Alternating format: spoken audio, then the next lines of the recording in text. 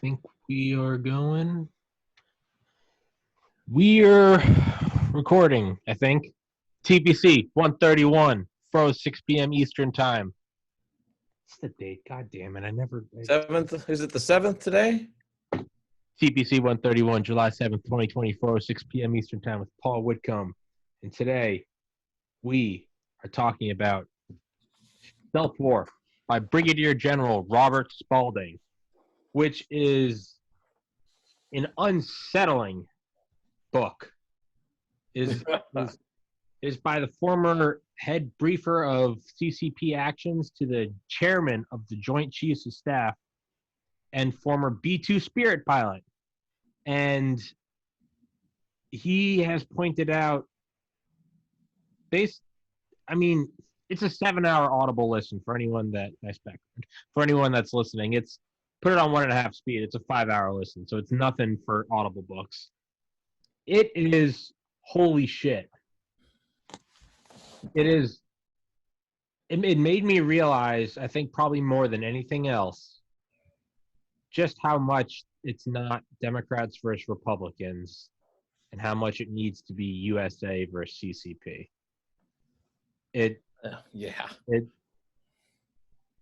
Mitch McConnell's wife's father? Was it Mitch McConnell? Grandfather. Father-in-law? Holy shit. Is in bed with China. Holy shit. Fuck Mitch McConnell. Holy shit.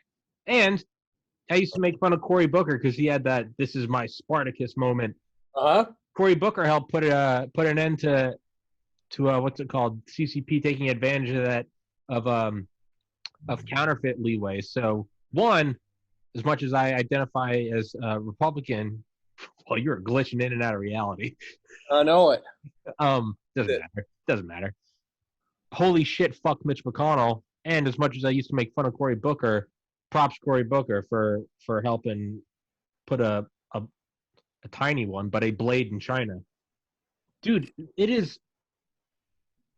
Yeah, it's what I always imagined it was, and they are this slow, creeping, just very quiet, very like, oh, innocent me, nice.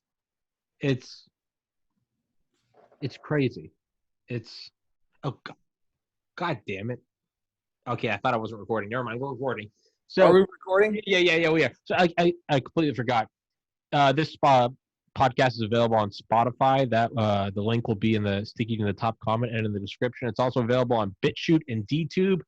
DTube, I can only upload so much data, so the video quality and audio quality is much lower on that, so that explains that. But on BitChute and YouTube, it should be higher quality.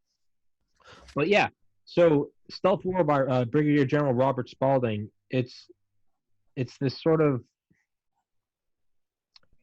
I don't know. Part of me is very cautious because it's like, am I just getting riled up? Because this happens all the time where, people do have agendas. I don't know who this guy is, Robert Spalding. Part of me gets angry about China, but part of me is also like, hold on, let's examine this. Like, what's an agenda? What am I getting riled up to hate a new enemy? Am I, every day there seems to be, we only have 10 years left to live because of global warming or because of this new super virus. And it's like, hey man, like, choose your apocalypse, right? They're all around. So part of me is like, if this was never in my mind prior to this week, maybe I shouldn't go too balls deep into it. But Paul, I haven't let you speak once. What are your thoughts? I think that you're right about one thing, and that was his statement that we only have about 3 years to turn this around, and if we don't, it's hopeless, that the Chinese are going to take over the world. We've heard that so many times with, Manhattan will be under the water by 2000 and Miami will be under the water by 2005. And anyone who makes those kind of predictions I take as a grain of salt. But the general thesis of this book, that China is hiding in plain sight to take over the influence, the military power, the economic strength of the United States, is absolutely real. There's no question in my mind. I think I sent you a link the other day about it. totally independent from the Brigadier General's book, was very much related. And it's real. It's going on. It's going on in the South China Sea right now with 2 American supercarriers steaming through the South China Sea, and the Chinese saying, well, you're only here at our pleasure because we could sink you at any moment.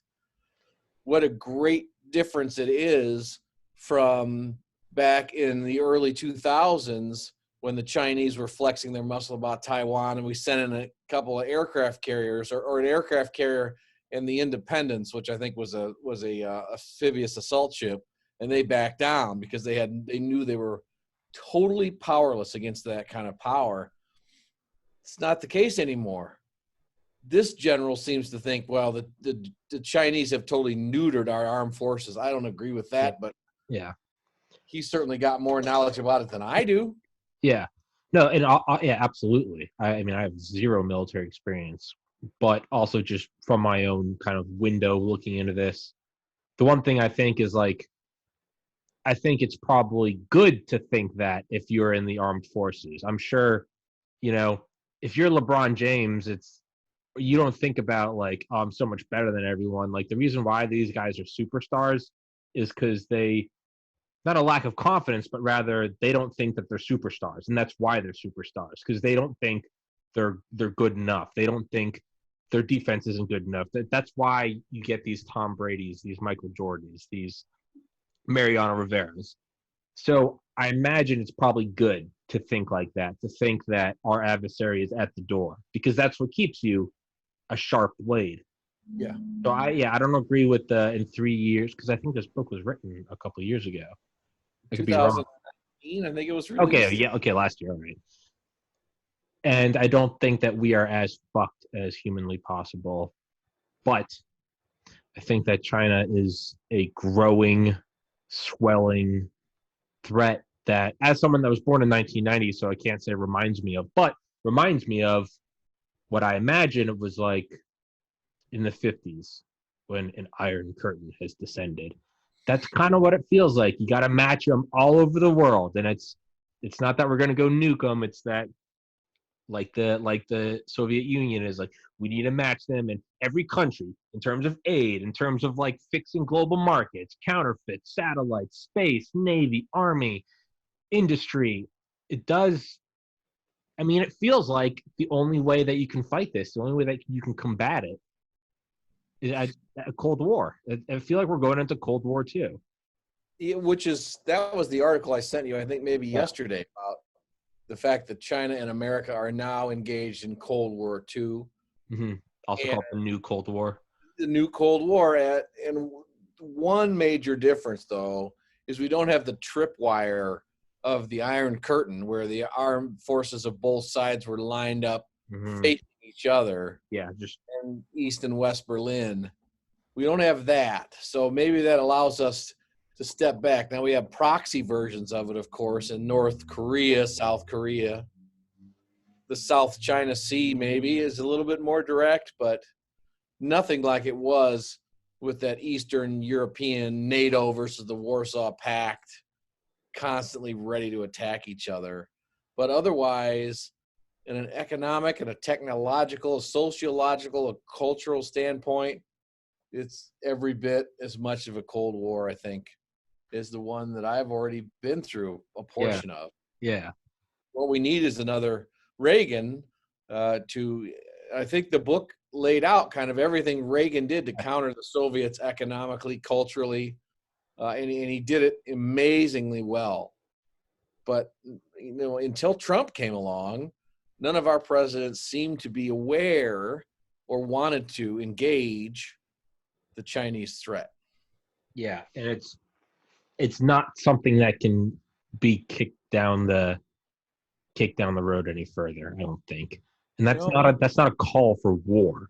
That's not, we got to take them out now. But yes, are calling it what it is. It's you've always heard. Oh, I've heard my entire life, because that's where I grew up. Is like, the Soviet, like that boogeyman no longer exists. All right, the big competent nation is no longer there. We're fighting these wars in the desert. Okay, sure. I don't think that's the case anymore. I think it is a growing it's a thing that is getting bigger and bigger. And no, I don't think that if we don't stop them within 3 years, the USA is done. But like the Soviet Union, I think this is something you got to take head on. And in order to beat them without firing a shot, it could very well take a 50-year standoff. It could, and we have an election that right now anyway looks like it might go to Joe Biden. I know Joe Biden is doing what he can to convince everybody that he's the tougher of the two candidates on China. But come on, if your son has been put in charge of $1 billion of Chinese investment money, do you think that would influence you at all? Yeah. Your decision making? I mean, and this is all CCP money. This is not like it's just a Chinese company. There's no such thing as just There's no such thing as a Chinese company. There is CCP. That's exactly right. And you know, when I posted this book on my Facebook page, I mentioned that Biden's son had been the recipient of that kind of dollars, and that Biden had actually flown him there in Air Force Two. Yeah. Absolutely a misuse of public funds. In Illinois, we would call that official misconduct. It's a felony. A guy who is a keyboardist in New York City, a professional keyboardist, who I just know because I met him at the Rock and Roll Hall of Fame one time, just said, "Man, you're so full of shit. I am wiping your excrement off my page. I don't even know who you are," and just went off on me because I said this about Joe Biden, and it was all factual. But the importance, sorry, I'm interrupting. Not at all. It's just that people don't want to hear it. Either they hate Trump too much to listen, or that this is their candidate and that's where they're going and they don't care. Yeah. And in a lot of ways, the way the candidate relates to China is the most important issue. Hands down. Hands down. Yeah. But even that ability right there to have that discourse I don't agree with this, I'm going to wipe the excrement off my whatever, that freedom itself will no longer exist. Right. He doesn't get the that. shadow of this monster. We wouldn't have had that conversation. No. And I'm trying to look at this less as only Trump can fix this, because just as if you were saying only Biden can fix this, you're instantly with that statement going to alienate half the people for, admittedly, our own cognitive dissonance. I am as guilty as anyone. Say bad? Oh, no, that's just fake news. Trump is good. So I'm trying to step outside of that, just I guess for my own personal growth. Like, okay, what other ideas can I entertain? And I'm trying to look at it more as like, okay, I have my preference who wins the election, but I'm trying to look at it as what can be done regardless of who wins the election. If Biden wins, okay, like let's get behind him and be like, okay, what can be, because it doesn't help if Trump doesn't win and we go, oh, we're fucked. That doesn't do anything. So you got to take whoever's the analogy that the country is a 747 and the pilot is the president. It doesn't matter if your pilot didn't win. Whoever's the pilot is the one that's flying this fucking thing 5 miles above the earth, 100 miles an hour shy of the sound barrier. Like, you want the pilot to be good no matter who. Doesn't matter if you hate him. Haha, I hope he crashes into a mountain. Bitch, you're 40 feet behind him. It's so how is this met? Whoever wins, Biden, Trump, whatever. Well, here's an example. I mean, this is the 9-headed hydra here. There are so many problems, culturally, economically, militarily. There is no one simple answer, but one of the problems that has now been addressed is this postal treaty where we agreed that we would charge $4 for postage. 4 pounds of postage would be super cheap as long as it came from China. And therefore, it was more expensive to buy a product from New York than it is to buy it from Beijing. More expensive to ship a package from the White House to the Capitol building than it is to go from Shanghai to New York.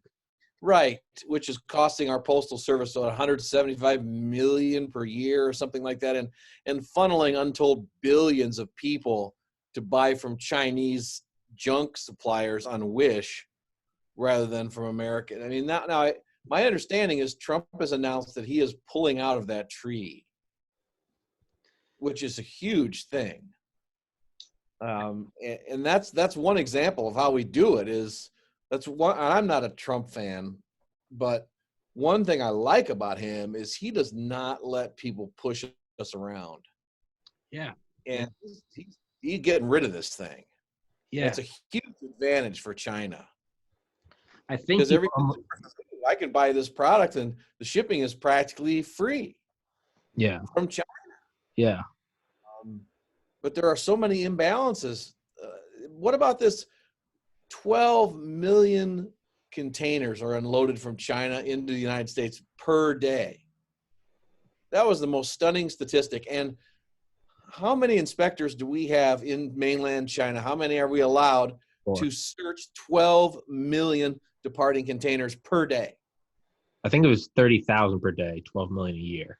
Okay, let's make it 30,000. Still, it's insane. It's each inspector has to look at something like 8,000. What is it? Yeah, about 8,000 containers, and they're not allowed to. 4 people. I mean, and we just assume because they're ISO compliant that it contains whatever it contains. Yeah. What is wrong with us? And I was trying to think, like, the only way it kind of hit me, I was like, what is the only way you can fight this? And I thought, you maybe just have to take a page out of China's book. Maybe you just got to fight China as China. Maybe you got to start stealing all their shit. Maybe you got to start attacking them economically. You can only be as good as the world allows. And I mean, I think you got to take some like radical moves. I think you got to tell like every U.S. corporation, hey, like there's like a 1-year window. You can completely like step out of there, and like the taxpayer will subsidize all that money you can't get out on the agreement that you do not go back there. And it would just be Apple, Tesla, whoever. And it would be a big, another bailout for the rich. Yeah, I get it. I'm not a lawmaker. But I think you'd have to offer some incentive like that. Like, hey, you have $104 billion tied up there, company A. You come back before January 1st, 2021, and you've signed this throughout, with threat of penalization that you won't go back there till 2100, you will get $104 billion. Like straight up one-time forgiveness. I think you'd have to do that once, and you just have to eat that cost, because I think it would, in the long term, probably save 10 times that. There's another thing we're forgetting, and that is this book really paints two pictures of China, and it doesn't give much attention to the other, but it shows the aggressive, the hyper growth, the hyper extension of their influence. But it also talks about the soft underbelly, which is something like $46 trillion in debt that the Chinese Communist Party has outstanding, which is a fraction of their gross domestic product that is way out there. I think our debt is what, 24 trillion or something like that? Yeah. China's is 47 trillion, and their economy is only 37% the size of ours. Yeah. It's so, and they've built hundreds of ghost cities. Yeah. Ghost cities the size of Philadelphia, New York, that have apartments and high rises and amphitheaters and movie theaters and grocery stores, and all empty. Not a light on at night. And we financed all of that. That's all American money that's pouring into China that we can't get back out because they don't trade the yuan in the international market. So they can artificially inflate and continue the value of their money, but we have all this debt sitting over there. and they don't call in. They don't have a foreclosure system over there like we do. Yeah, You rolling lie, don't loans. pay our mortgage, what happens? A rolling loan gathers no loss. Exactly right. Okay, just get to it when you can. Is Yeah. the Chinese system. Maybe we need to tighten the reins on the money that's flowing in there because none of it's coming back out. I think you have to shut it off entirely. I think you have to. I don't think there's any other way to do it. There's two ways to do it: global thermonuclear war, or meeting them on every front. Yeah. Well, if one of those fronts is we got to shut off American investment in Chinese corporations that are, for example, the company that's building their new nuclear aircraft carrier with American dollars, American investment money. What would you have thought if your grandfather made his fortune by investing in one of the German arms manufacturers during World War II? You mean like the Bush family? Like very much like that. Yes. No way. It's wrong. It's got to stop. It's got to stop. And that's what I like about Brigadier General Spaulding is he is very, what word am I looking for? Careful and repetitive in saying that, like, you have to respect this enemy. He's like, they are beautifully orchestrating this. Like, hey, the Nazis are the worst people ever. How they were the worst people ever was executed beautifully, strategically, like a machine. Yes. You have to respect the enemy, and that's what they are. It's not just stupid China.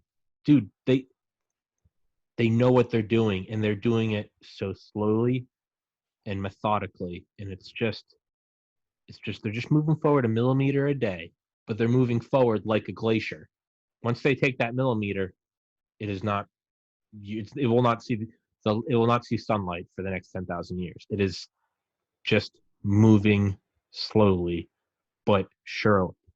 And when I had those two nuclear fusion scientists on, Justin Ball and Jason Parisi, who are Oxford graduated nuclear fusion PhDs who wrote a book on Amazon. I've had them on here twice. I cannot remember what episode it is, but they talked about ITER, ITER. I can never remember, but it's the International Fusion Research Center, and it's somewhere, I think, in France, and it's trying to unlock fusion. And China is building their own, and they also have people there. They're the only ones that are just building their own. And I remember saying it to them then. I was like, hey, isn't that a wake-up call? I was like, nothing's going to make the United States build our own fusion research center faster than go. China has one? Okay, we need 10. But like, where is that America? Where's that post-World War II where, hey, they're doing this, all right, we're going to do it 10 times better. Okay, cool, you shot a trash can into orbit.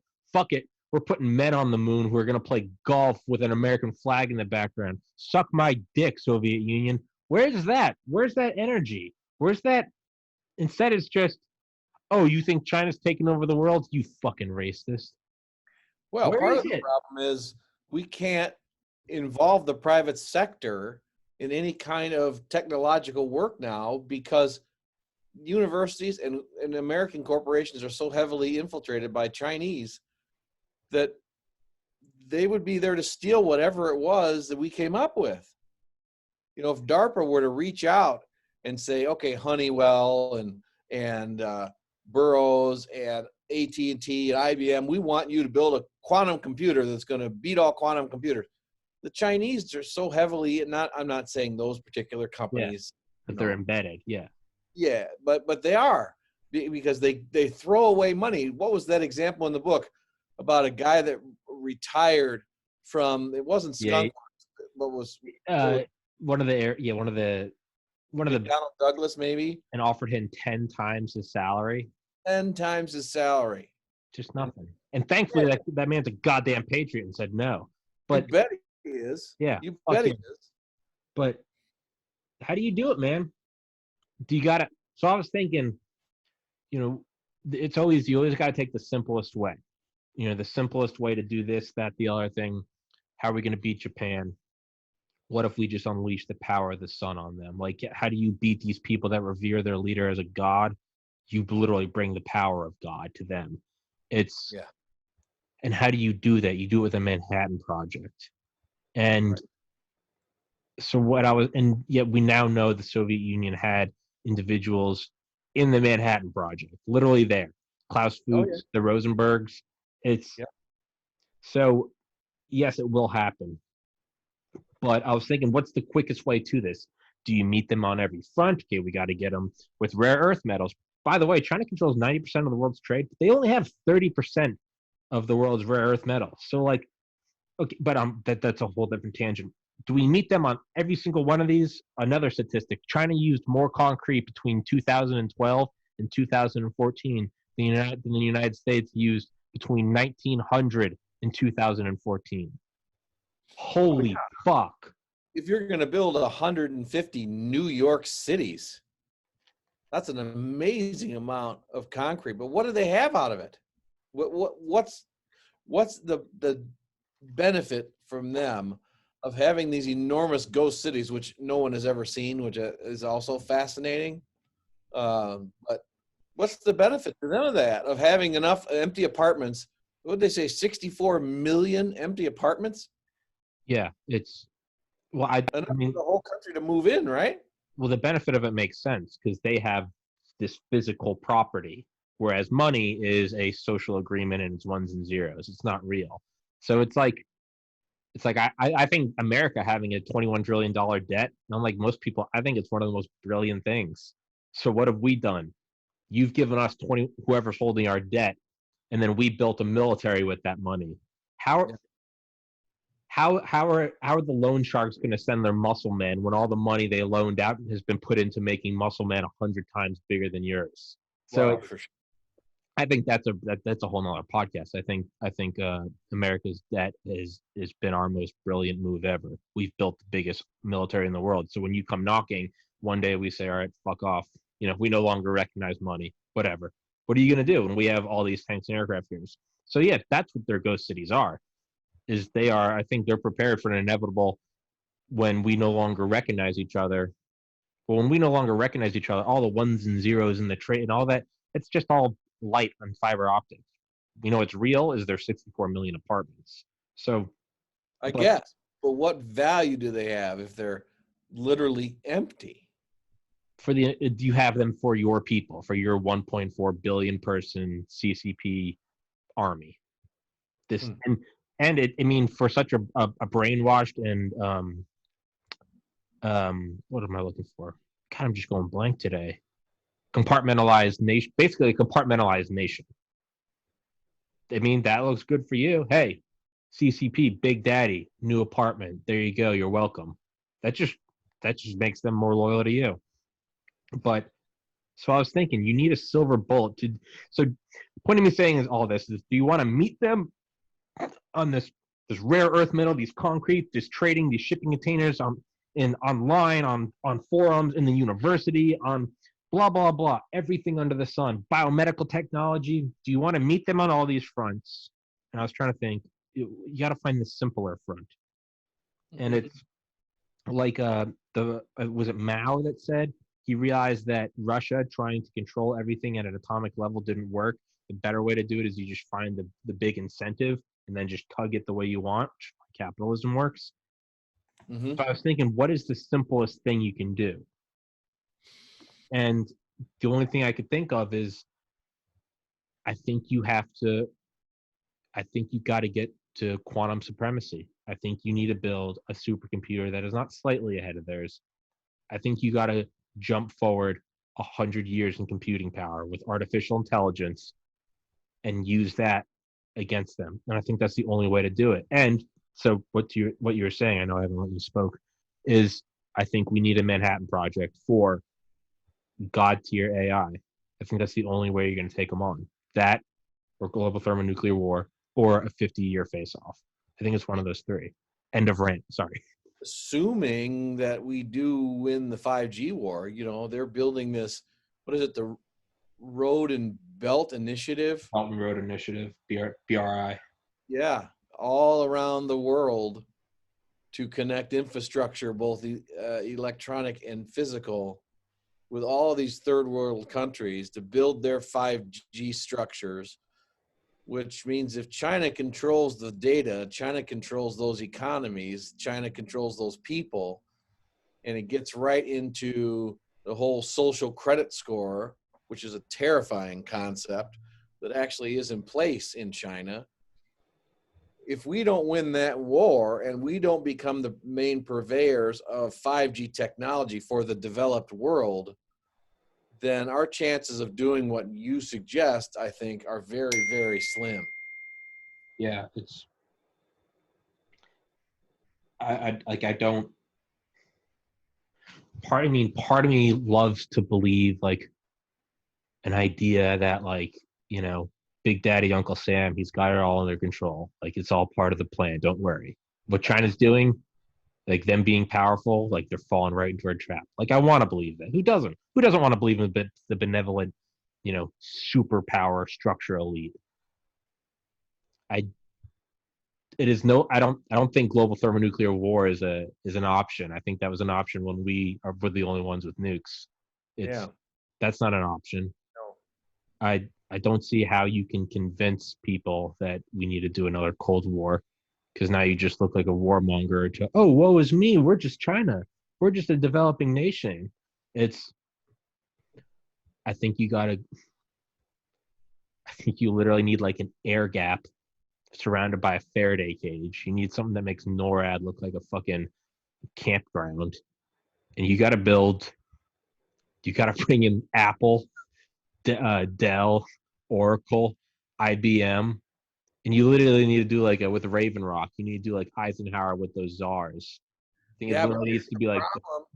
Not to interrupt you, but yeah. The problem is right now what's going on in America is it's very unfashionable to be patriotic. I know. And so you're asking all these companies whose income depends on their favor with the public to do something that's very unpopular, which would be to ally themselves with the U.S. government. I think you got to bring them in. I think you got to read them in and be like, hey, you don't need to make a social media post about this. You can still make your fucking profile picture a rainbow and say, hey, we stand with you, company, whatever. I think you got to bring them in, read them in, very realistic. Hey, this is what's going on, and your profits will not matter when you no longer own your big flashy penthouse in LA, because we are now owned by China. None of this fucking matters. And it's honestly, you probably just got to give them an irresistible. You got to give them you got to go China on them. How much money are they giving you? Here, this will stay top secret. Here's a guaranteed $10 billion in bullshit contracts for the next century. It's you got to do something like that. And not only that, you got to bring it in. And it doesn't matter if they're embedded with CCP agents. You got to compartmentalize this. Like you got to make the Manhattan Project look like an open source thing. Like I just don't see how else you do it. I don't see how else you do it aside from physically going to another planet, Elon Musk. I don't know how you do it. Well, we need to bring in someone like Elon Musk, who not only has the technical understanding, but also is an unabashed patriot. I am nauseatingly pro-American. Yeah, Elon Musk. exactly. That's what we need. And you're not going to get that out of Tim Cook. Or any of these other woke IT giants, that you're just not going to get it out of them. They're all very globalists, and that's why they are as wealthy as they are. I don't think Bezos is going to do it either. I think they are woke because their models say that that's the most profitable thing. I think if you brought them in and literally gave them a, special access program clearance and showed them what they were, if patriotism became the new profitable thing, I think that's what they'd be. I think it's all front, woke or patriotic. I think it's whatever they think will make money. Yeah. I think you almost gotta like scare them straight. Like, well, that's what the woke movement has done. They're so afraid. People are so afraid to say anything that goes against that particular gospel. Yeah. And You know, it's not cool to be patriotic. It's not yeah, cool you to see love your people country. getting fired because their mother-in-law said something that was not politically correct. But on the other hand, I walked into Menards, which is kind of like a Lowe's or a Home Depot, and a guy walks by me with a shirt with huge letters, "Fuck Trump," front and back. Like, It's your freedom, though. It's a beautiful thing. it is, and that's perfectly okay. And he would get all kinds of pats on the back for that. But I'm afraid that there's not enough patriotism left to do what needs to be done. I think there is, if I may optimistically and respectfully disagree, I think there is. I think that there is a thin coating on top of wokeness and banning any patriotic view online that gives the impression that there is no patriotism. Because if everyone, it's like, you release a poll that says candidate A can't win. Even if your internal polling is saying, holy shit, candidate A is going to blow us out of water. What do? You make this whole, he can't even win. Hillary Clinton, 99.98% chance. So don't even go out and vote. Right. Because how the fuck does Trump win? Holy shit.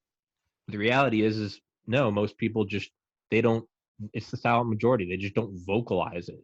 So, man, I think you gotta, I'm optimistic about that. I think that there is a massive and overwhelming, probably surprising even to us, level and gross number of patriots in this country. I think that there's a lot of people that just, probably first and foremost, just, too old for this shit, and they're just, I don't give a fuck. I'm just going to my job. I don't give a fuck. But I think there's also a lot of people who, don't want to say anything. And I think all it takes is a couple people to start, and you're going to see this massive wave. And it doesn't have to be, and I don't mean this in a political, a Trump or a Biden. I just mean an American thing. I think the people that hate America and are woke, and man, there's a reason why they have to ban everything from social media that doesn't agree with it. It's because it is not the overwhelming belief. The only way you can keep that image is by silencing all dissidents. If you really let it go, if you really just let it run freely, you wouldn't have that image of everyone hates this, everyone hates Trump, or America's bad. It's what Che Guevara said. You cannot have a free press in order to have a revolution. It's the first thing, man. You got to silence opposition. And the very fact that they silence opposition, I think, shows, because they know the vast majority of people are not on board with this. Here's a good example, and I'd love to have your thoughts about this. This morning, a friend of mine posted a meme, which was a collage of about 9 pictures of Joe Biden getting real friendly with little girls. You've seen them. Yeah, those are creepy. And he was immediately shut down. And because it was misleading or whatever. Now, right next to his page, some guy posted a photoshopped picture of Trump and Kanye West engaged in lovemaking. And Facebook left that up, but took down the real photographs of Biden. Yeah. What do you think of that? Well, I mean, it's like on Reddit when that image went up of Xi Jinping a couple months ago, and he is the coronavirus, and he's green. Yes. And it got straight to the front of Reddit and then was shut down. And that same image, but it's Trump, stayed at the top for like 12 hours. Mm-hmm. Everyone that all these cases of, like you just said, about Biden sniffing girls, or the Trump and Xi Jinping coronavirus, people aren't stupid. It's not like you and I were the only ones that see this censorship. Again, I think the vast majority of people, I mean, for every time someone takes a screenshot of their like censored thing and posts it and goes, hey, look, I was shut down, there are 99 other people that were also shut down. They just didn't screenshot it because, one, again, I'm too old for this shit. I don't care. Mm-hmm. I think that the average American sees, the average Reddit user, I mean, you ask anybody and they'll say like, yeah, man, this site sucks. But you're shadow banned. You say anything pro-Trump, anything pro-American, you're shadow banned. I don't think people are dumb. I think everyone's going, what the fuck? What the fuck? They let bullshit fly.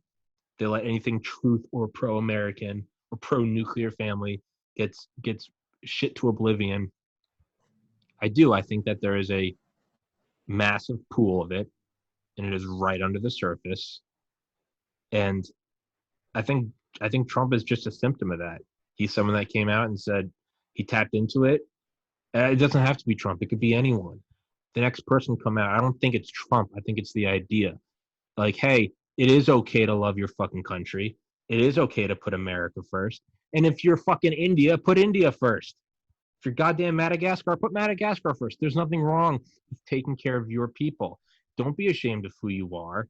It's okay to be whatever you are. Gay, straight, it doesn't matter. You're not a piece of shit. Dear white Americans, dear Catholics, dear Americans, go fuck yourself. Like, to all of them, go fuck yourself.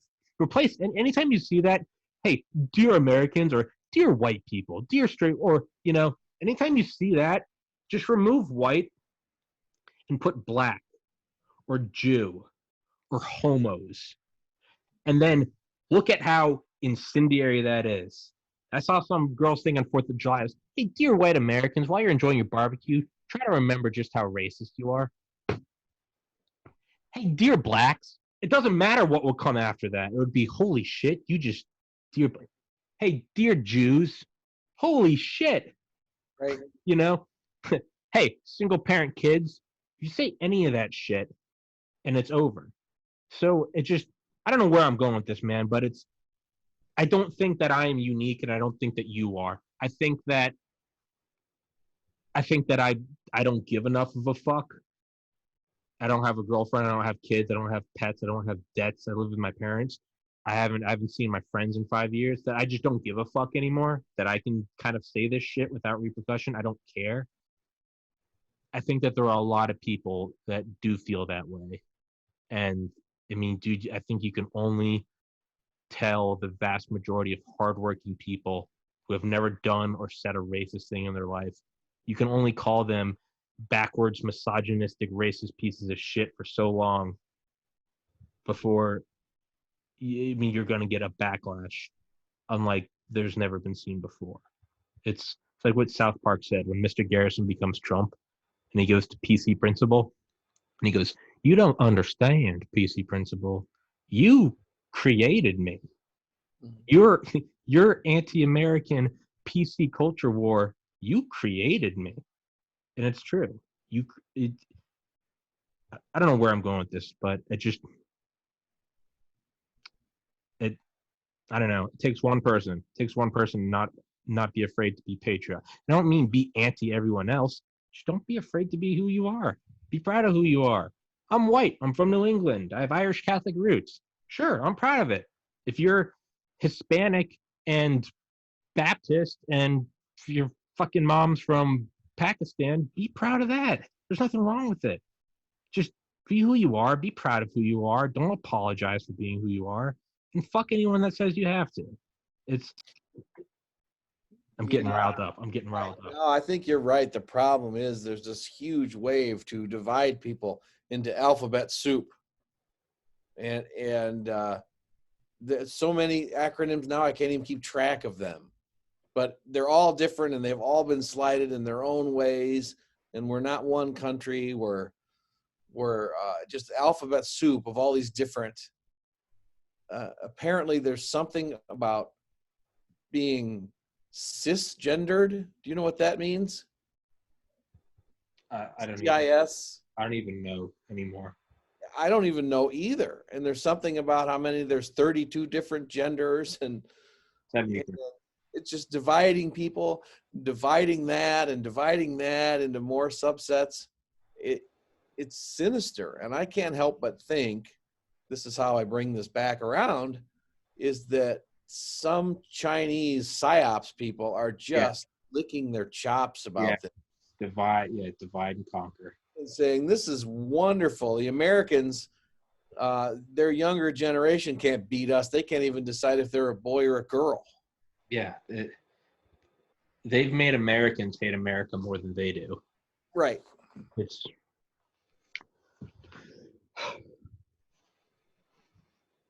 the complete antithesis of judging someone on their character, not their color of skin. Yes. I'm a transgender black Muslim dude. Cool, that's great. I don't care. That's awesome. Like I remember I became friends with this one guy, and he finally told me after a couple. He's like, just because he knows I like Trump, and he's like, just so you know, like I'm gay, and I hope you're okay with that. And I told him, I don't care. And he said, oh, that's so relieving. And I said, like, no, man, like I don't care in like a positive or negative way. I don't give a shit. I don't think you're some heathen that's going to go to hell and you're anti-American. And I'm also not going to pat you on the back and say you're stunning and brave. I just don't give a fuck. You're a cool guy. We send memes to each other. You're my friend. That's it. I don't give a shit. It's not, I don't care, man. I don't see color. No, I just don't give a fuck, period. I don't give a fuck if you're a guy or a girl, or you take hormones, or you're gay or trans. I just don't give a fuck, good or bad. I just don't care. And the more you try to label everyone into you're this and you're that and you're, dude, it's I think you can only push it so far before before it just snaps back.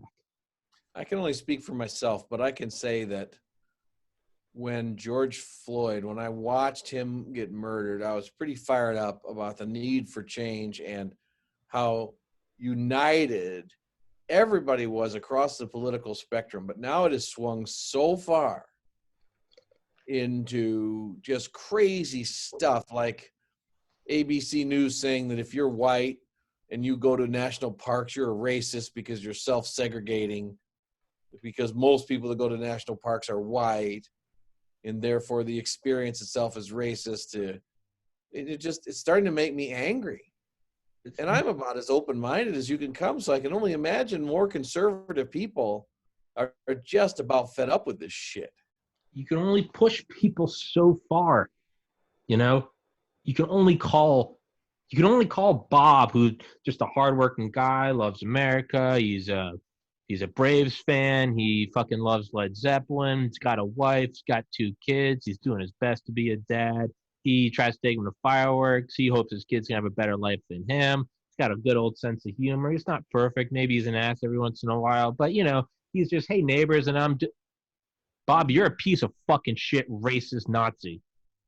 All right, I think I just had a bad day. Hey, Bob, you're a racist Nazi piece. Okay, when it gets to a point where you aren't even involved and you're getting, it's like when there's a fight at a bar. I think Bill Burr said fights are tornadoes. You can just be watching, because be careful, because you'll just get yanked in there. You're just standing there and you'll get punched in the face, and then you're like, hey, fuck you. So now you're in the war. I think you can only say that to people so long before people that usually just didn't give a fuck, you're going to get them to give a fuck. And I don't know. Maybe I'm being positive. Maybe I'm being way too optimistic, and maybe we're just marching towards a CCP world order, in which case I've already cemented my place to be exterminated. And so I guess I don't have a chance. I'll go down flaming. About, again, bringing this back around. Social credit. What is the political philosophy of the founders of Black Lives Matter? We are trained Marxists. Yes. Gee, that sounds an awful lot like the political philosophy of the CCP. Yeah,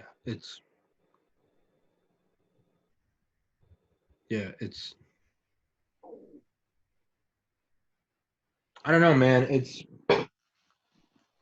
I don't think there's any way around it. I think the way you start is it starts on the individual level. You can't tell the world how to change itself if you can't make your bed in the morning. You can't say what we need to do about global warming if you can't bring yourself to go that extra step to recycle instead of throw it away. I think I can't point fingers at anyone until I start with myself, and you got to start with yourself. And it just begins by just don't attack anyone. Don't be offensive. But don't apologize. You like your country? Sure, there's nothing wrong with that. What a great place to live. You got to start with that, and you just can't apologize to anyone, because you give them an inch, they take 100 miles. And not only that, There is no appeasement. You apologize for being white or straight or anything. You don't apologize and then get accepted with open arms. Then they attack you for something else. You must surely realize that there is no winning. So there's one of two ways to go about this. Just submit, or you be yourself, stand up for what you believe in, because that will either result in America coming out, freedom coming out, and general love of humans coming out, or there will be a CCP dominated future. I would rather fail and die in the process than survive and live in that shitty place. Yeah, I'd rather die on my feet than survive on my knees. And I know that's an extreme example, but like there's you can never submit enough to these people. You can never apologize enough. You can never you have to just be who you are. Be who you are. Be confident in who you are. You don't need to look to anyone else to know what is good and what is right. Use your gut. You know, you take kids and isolate them on an island. You grow them up. I guarantee you, if one started bullying the others, a kid that was shut off from the rest of the world would probably have the same gut instinct. Hey, that's not nice. You don't need to teach people this shit. Right. Know who you are. Don't apologize for anything. If you know you're being good, be good. And if someone tells you you're a piece of shit, who cares, man? You don't want to be around that person. Well, I sure hope you're right. We're just going to have to find a way to unite ourselves if we're going to handle what's coming from the CCP.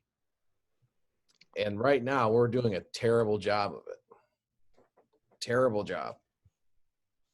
With this virus, and then all the violence in the streets, and the National Guard being called out, monuments being torn down, a district attorney in what was it, somewhere near Nashville, their house was mobbed and shot fireworks at the house, and all kinds of just really, really disturbing things are happening. And I'm not saying that the Chinese are behind them. I'm just saying that it benefits them much more than it benefits us. Yeah, I think love begets love. I think hate begets hate. Be the best person you are. Don't look for approval from the outside. And do that. I think that's all that matters. Don't let the TV tell you who to hate. Just be the best person you can. I think that's all you can do. Yeah, buy America. Be the best person you can. Don't buy into this. There are people that have an agenda. They want us to hate each other. Don't. Yeah, that which is constantly tearing down, censoring, and canceling. That is a beast that exists on the destruction of everything else. It cannot create. It is not about love. It is not about acceptance. It is about constantly destroying everything. That cannot exist because it will eventually destroy everything. It will burn itself out like a fire. Fire can start as a little thing and turn to a raging forest fire. Left unchecked, it will burn the whole earth and then go out. Right. That which is based in hatred and censoring and canceling and killing, it cannot produce anything but that. So be your own source of sunshine. Be a good person. Lock and load, and don't be afraid to be American. That's all I got today, Paul. I like it. All right, sir. And yeah, again, for everyone listening, this is available on Spotify, BitChute, DTube. All those links will be in the description, be in the top comment. And I hope you enjoy it. And don't apologize for who you are. Paul Whitcomb, thank you, sir. Thank you, my friend. I'll see you. All right. Peace, buddy.